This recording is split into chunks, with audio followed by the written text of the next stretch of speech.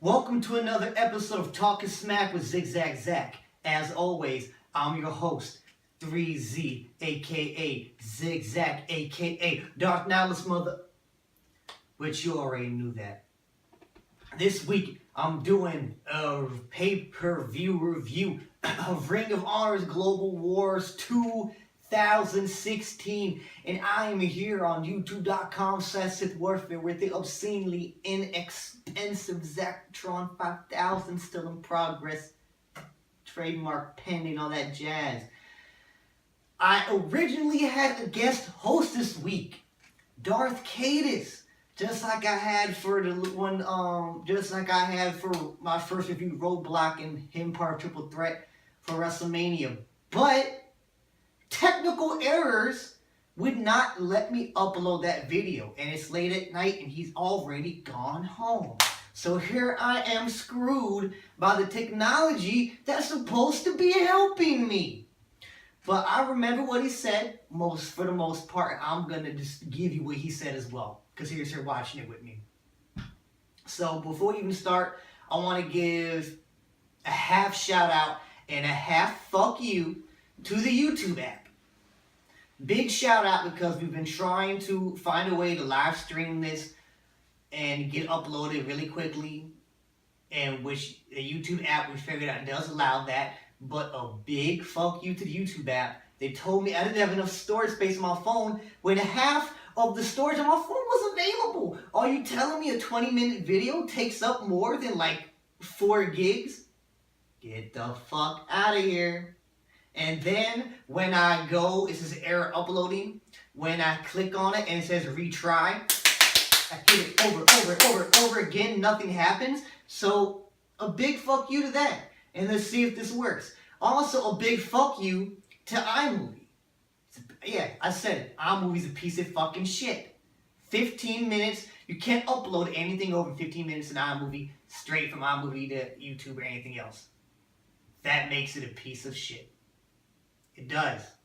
Completely pointless. And I wasted $5. I honestly owe my $5 back. Fuck that shit. Anyway, enough of me bitching. On to the show. Global Wars. What did I think about it? I thought it was pretty good. It started off with the Four Corners match between Dalton Castle, Roderick Strong, ACH, and Adam Page, and it was a pretty good match. It started off the night right, had a good flow to it. There's some cool spots, them tagging each other, teasing in and out, and I like at the end how Roderick Strong cleared the ring and then Dalton Castle kind of stole the win. It adds a lot of intrigue because Roderick Strong, I kind of feel, is going to still be hanging in the picture somehow. And Dalton Castle does deserve to get a bigger spotlight. But my question is this. I know Dalton Castle deserves a championship, at least opportunity, but as you'll find out later on the show, and I'll bring it back up, is it the time for the belt on him? I'll answer that question later for you. So, nice opening matchup. The second match was Cheeseburger and Liger versus The Addiction. And I know a lot of Ring of Honor faithful don't like The Addiction, but I like Kaz and Danielson. I don't know all the hate's about because they're TNA rejects. It's the cool thing to hate TNA. It's not so cool anymore. Honestly, I'm over it. I like The Addiction. I'm not as big a fan of Cheeseburger as everybody else, even though I do enjoy him. Liger's a legend. That's neither here nor there. I thought it was whack that Cheeseburger beat them. And it was a decent match. And I was actually, when Dan was like, we broke his freaking neck after the best moonsault ever to a pile driver, I actually had a smile on my face. But it was a pretty good match. You know, it was actually maybe a little better than the first match. So I like how things progress when they get better and better. So we move on to the third match. And that was another tag match. We had the tag team title match earlier on the show. War Machine defending against them boys, the Briscoes. And this was one of those matches that started off slow and picked up. It kept getting harder and harder as it went. Things started going down harder and harder as it went. And just things started going faster and faster. And it picked up at the end, which I really did enjoy this match. I like how they just threw everything they had at them, and Hanson just kept kicking out. I mean, they were doing top rope, top rope, top rope. And the J Driller, hit him with it. He still kicked out. It made Hanson look like a beast. Rowe, not so much. He did his job. He was cool, but they made Hanson look like a beast. And then they put away Mark Briscoe with the finisher. Which, you know, after making Hanson look like such a beast, it would have been nice if Mark Briscoe took a few more moves, because it made him look weaker compared to him, honestly. But that's just a little critique. I did enjoy the match a lot. And like I said, it continues the theme of every match getting better, which I like. You know, WWE, they have a good match and a whack match, a good match, a decent match, a good match, whack match. But I like how this show so far was being built up. And that's like the first match that Darth Cadis came in.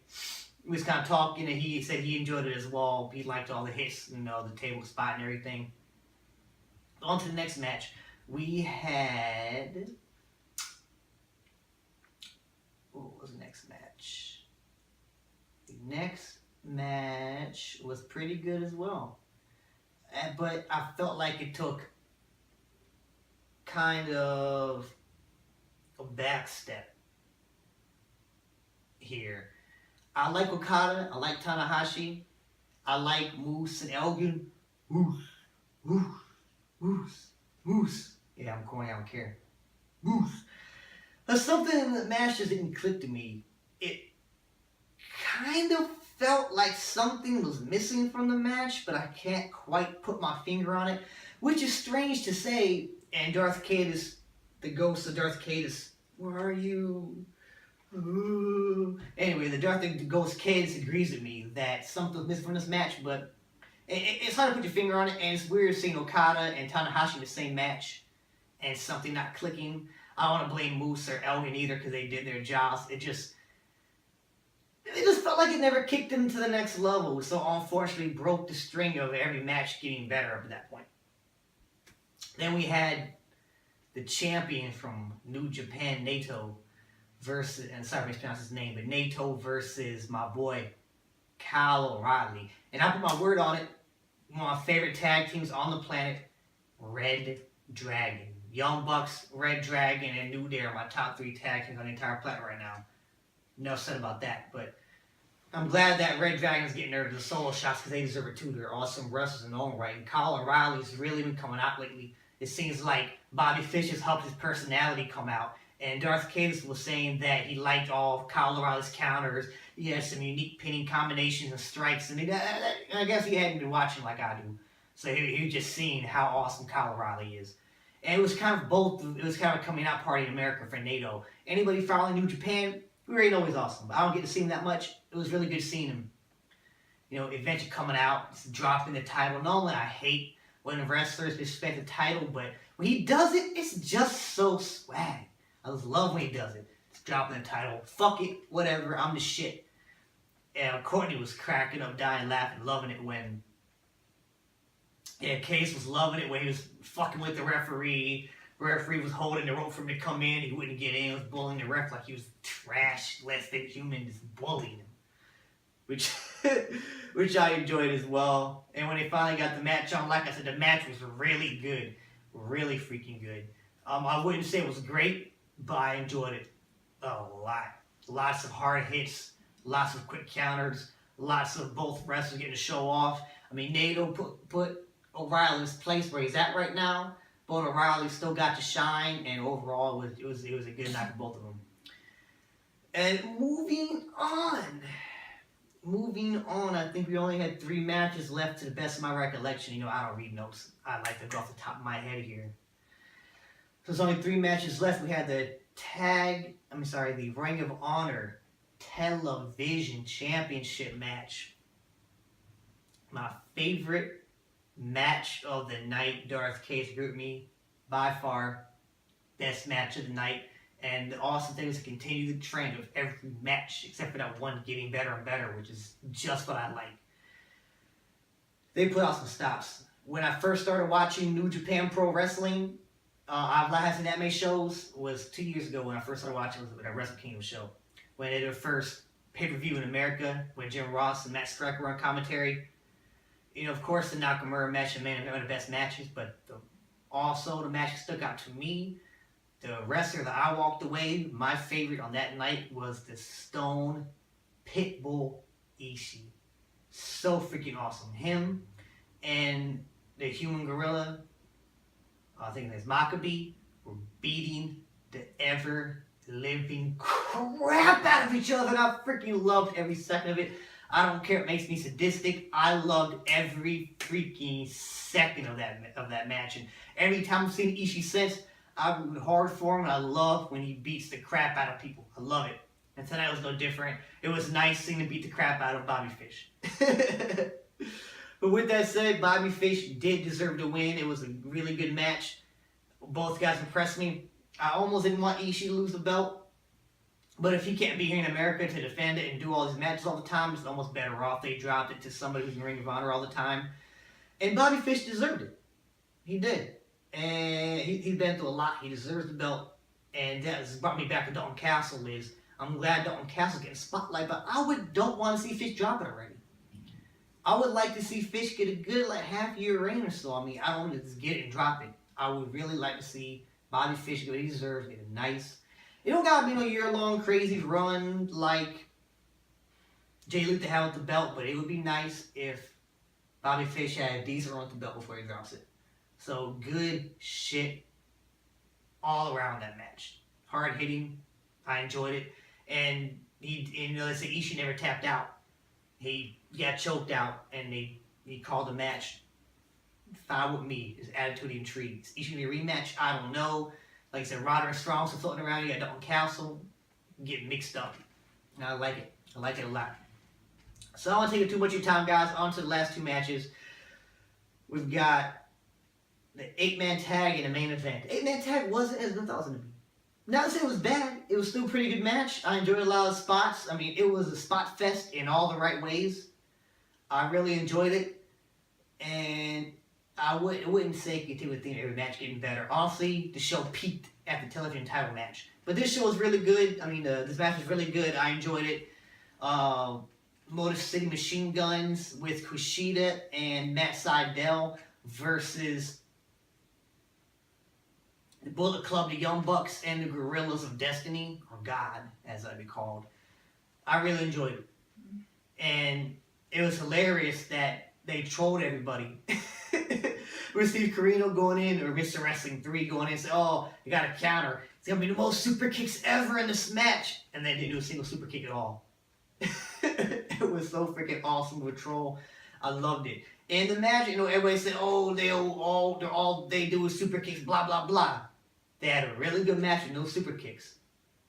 Suck it, suck it, suck it to the haters. I really enjoyed it. Even the Motor City Machine Guns, they did their part. Kushida was fun, and Owen Evanborn. It was still cool. Good match. Moving on. The main event, I have to admit, I started watching Ring of Honor when they came on to broadcast television. So I've never seen Colt Cabana wrestle before. Fine, whatever. Call me my wrestling card. Hate me, whatever. But I'm a huge wrestling fan. I've been watching WWE and this WWF since SmackDown came on era before that. Actually way before that. The whole Attitude Era, basically. Now I religiously follow Raw, NXT, all the WWE pay-per-views. I watch Edge and Christian show. I watch Monday Night Wars. And other companies, I watch TNA every week.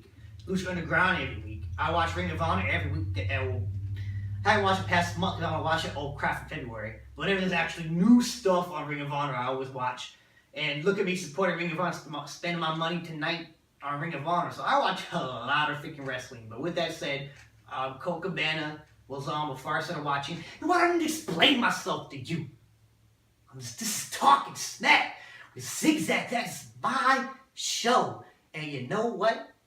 I didn't really care too much for Colt Cabana. There, I said it. Hate me, comment, I don't care. The match was lackluster. The same. My man Jay Lethal tried the best he could to make it entertaining. And I heard Colt Cabana was funny. No comedy. I guess this was his big comeback after 5 years. Be serious and try to win a Ring of Honor World Championship. And I mean, he has some cool moves. He's not a bad wrestler. It was a decent match. But I think Colt Cabana was a victim of his own hype. Because you hear how awesome his podcast is. How he's always on the grind on the indies. And how everybody loves him. Everybody online is always sucking his dick. But you know what? The masturbatory party is over. Maybe y'all online built him up way too much for me. So I was expecting some crazy shit to go down and it didn't. Maybe it's my fault for buying into the hype too much. But it was honestly a mediocre match. And it was... Honestly, I was like, this show's been pretty freaking good. And the main event was about to leave a poor taste in my mouth until Bullet Club saved the day. Normally, I don't like when the main event of a pay-per-view or a major show ends with the angle instead of actual definite finish to a match. But with that said, it's an exception because the match wasn't all that anyway. So I did enjoy it. Oh, yes, I did. Oh, yes, I did. And honestly, the match was not great. Darth Cadis fell asleep. And it was Mother's Day. Happy Mother's Day, by the way. To all the moms out there, especially the MILFs. Big shout-outs. Biggest shout-out to the moms watch wrestling. But anyway, it's been long. Everybody's been doing stuff. He was tired still. The match couldn't keep him awake. Whew. So after the run-in, after about 20 super kicks, what? 20 super kicks, what happened? But I love the reveal of Adam Cole being the newest member of the Bullet Club. I know Kenny Omega's coming in his own in New Japan. He's kind of the de facto leader now. But he's in New Japan. He's not in Ring of Honor all the time. He's mostly New Japan. And of course, Ring of Honor is going to want some of that moolah. So bringing Adam Cole as the newest member of the Bullet Club was the perfect move to get that Bullet Club money onto American shores in Ring of Honor. And since Young Bucks signed a Ring of Honor contract, they'll be there with Adam Cole all the time to push Bullet Club in America on our soil, and it's a great freaking idea. It hurt my heart a little bit because Jay Lethal's my man. Like when they zip tied him to the ropes and super kicked him like 10 times while I was down. I'm not gonna front. I did not like seeing that. I'm not holding against the show because it's all part of the show, but I'm just a big fan. I did not like seeing Jay Lethal get treated like that. He's been kicking so much ass. I guess he had to get his comeuppance a little bit sometime. I know, but it just hurt my heart. It hurt my heart to see that happen to Jay Lethal, guys. But great reveal, and then super kicking everybody was awesome. Like 50, 60 freaking super kicks. I wish they would have super kicked Colt Cabana in the face some more instead of Jay Lethal. That would have been freaking awesome. Well, the best part was when they had to get a cameraman, and the other guy was like, "No, wait, that's a $40,000 camera. Don't do it." And he put the camera away and took the kick himself. Oh man, that was funny. And the best part too was Steve Corino and Kevin Kelly getting kicked the shit out of. I loved it. So it was a great ending to the show. A really great end to the show. So overall, I'm going to have to say 2 thumbs down, thumbs in the middle, thumbs up. I'm going to have to give it 2 thumbs up. Not 2 thumbs to the sky, but I would give it about the lowest 2 thumbs that I could possibly give it. Like almost like this, because I mean, the thing about the show was it was good, but not great. So it was better than thumbs in the middle. It was like 2 thumbs up. 2 good thumbs up. So I hope you enjoyed my Global War 2016 review. Sorry about the technical bullshit happening. Well, actually, I'm not sorry. You two should be sorry about the technical bullshit happening. We're going to have a guest host tonight.